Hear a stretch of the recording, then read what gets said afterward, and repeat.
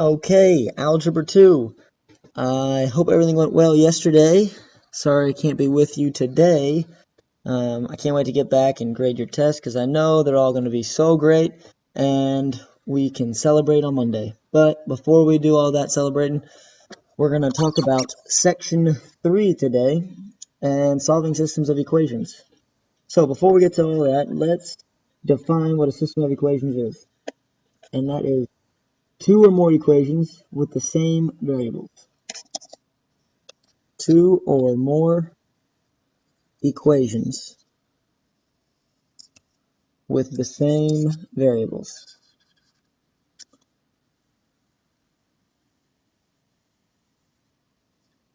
And as you know, usually we have our variables x and y, but there could be any letters that you want to pick.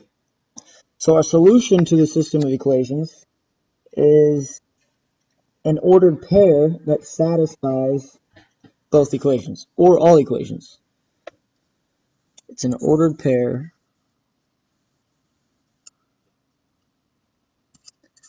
that satisfies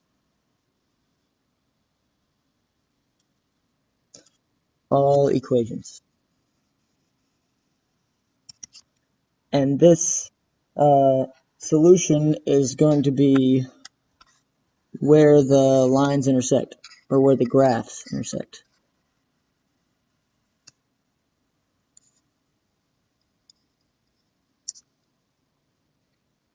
So when we're solving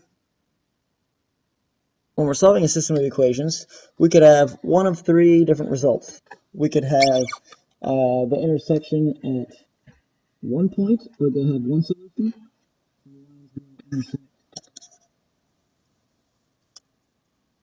At one point, which means there is only one solution, or the lines could be parallel, and we all know that parallel lines never cross, so these lines never intersect,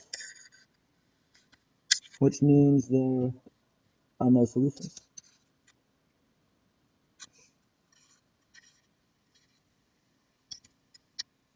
And the last thing we could have is if they are a line on top of each other. So if they are the same line,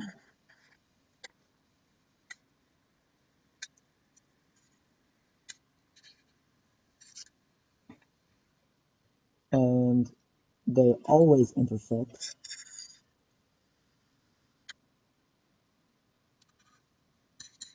which means there is an infinite number of solutions. Infinite solutions.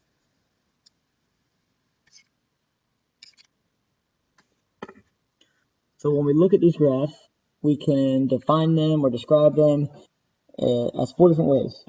If they are consistent, then they have at least one solution. So they could have more. At least one solution.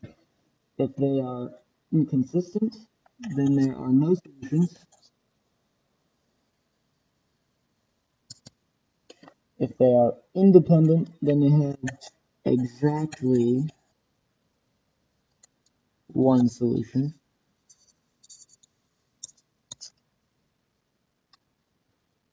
And if they have exactly one solution, that means they're also consistent.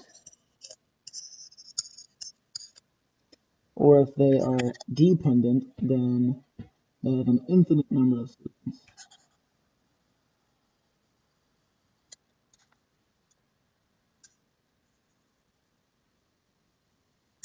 So if they have an infinite number of solutions, that means they have at least one solution, so they are also consistent.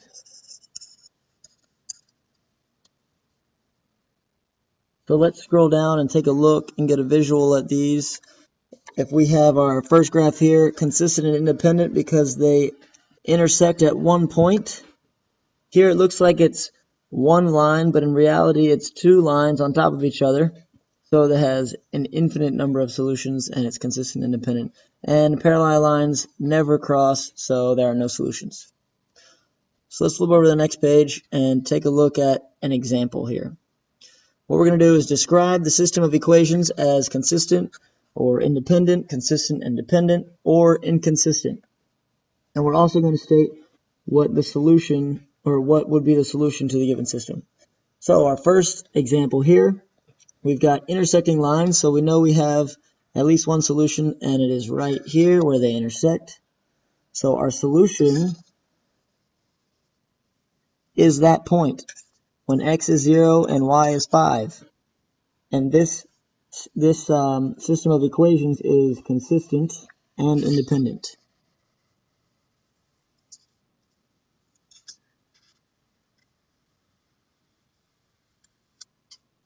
Our next example. Here's one. It looks like it's just one line, but they're overlapping lines. And so there are an infinite number of solutions.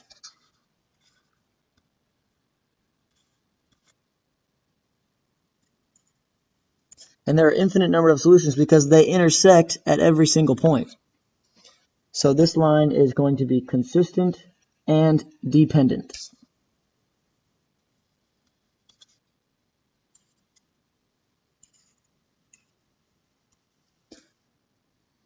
And our last example here, we've got parallel lines.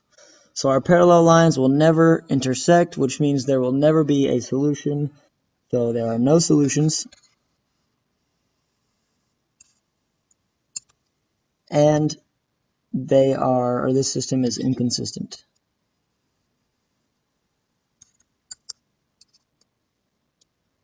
So scroll down, do check your progress, these 3 examples on your own. You can pause the video, and when you're finished, you can pick back up and we'll go on to the next example. So go ahead and pause. Okay, hopefully you got the first one right, because it was the exact same problem. It intersects at one point, so it's consistent and independent. The second one is the same line, so it's consistent and dependent. And the last example were parallel lines, no intersection, so no solutions and inconsistent. So let's take a look on the next page and solve a system of equations by graphing. So first thing we're going to do is we're going to label our equation. We're going to say this one's A, we're going to say this one's B. And then all we're going to do is graph them and find where they intersect. So you all should know the first thing we need to do to graph an equation is put it in slope-intercept form. So I'm going to take equation A and subtract x from both sides. So we get negative 2y equals negative x, and I'm going to divide by negative 2. So we get y equals 1/2 x. And I'm going to do the same with equation B. So I'm going to subtract x from both sides and get y equals negative x plus 6. And then I'm going to graph them both. So our intercept is 0 here, and our slope is 1/2. So start of the intercept, up 1/2, up 1/2, up 1/2. Our line is going to look something like that. And our next line, B, our intercept is 6.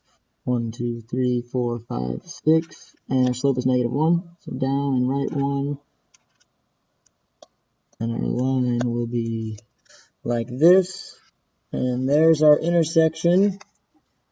Thankfully, it was right on a point, and it was 1, 2, 3, 4, 2. So the point 4, 2 is where our intersection is, and we can always check our solution to see if that is right, because sometimes it doesn't come out exactly the same. So if I plug in when x is 4, so we have negative 2 times y is 2 equals negative, and we're plugging in 4, so we get negative 4 equals negative 4. That is correct. We can plug in for b as well, so y we said is 2. 2 equals negative 4 plus 6, and that is 2, which equals 2. So that is correct, and that is our solution to that problem. So do you think there could be a smarter way to solve this system of equations? Yes, because this way is a little risky. It doesn't always cross through a point. And the best way, I think, to do it is the substitution method. So It's kind of funny. What's the first thing you think of when you think of substitution? Well, you have a substitute right now. That's why we're doing this lesson. I planned it all out just for you guys. So when we do substitution, there's 3 steps. We solve for one variable, then we substitute what we solve for into the other equation, and that allows us to find the answer to the second variable. So let's take a look at an example. We're going to use the substitution method to solve this system of equations. And the first thing we want to do is label our equations. Label our equations A and B. So the easiest variable I see to solve for is y, because it's already by itself. So I'm going to take equation B over here, and I'm going to solve for y. So I'm going to subtract 2x from both sides. We get 2x plus 7. So that's our first step right there. Our first step is to solve for the equation, or to solve for the first variable. And then our second step is going to be plugging this y in for y, which is right here. So instead of saying 5x minus 3y, well, we know what y is. It's right there. So I'm going to plug in negative 2x plus 7, and all of that is equal to 23. So all I did was plug y into our equation, and now I can solve for x to see what my solution for x is.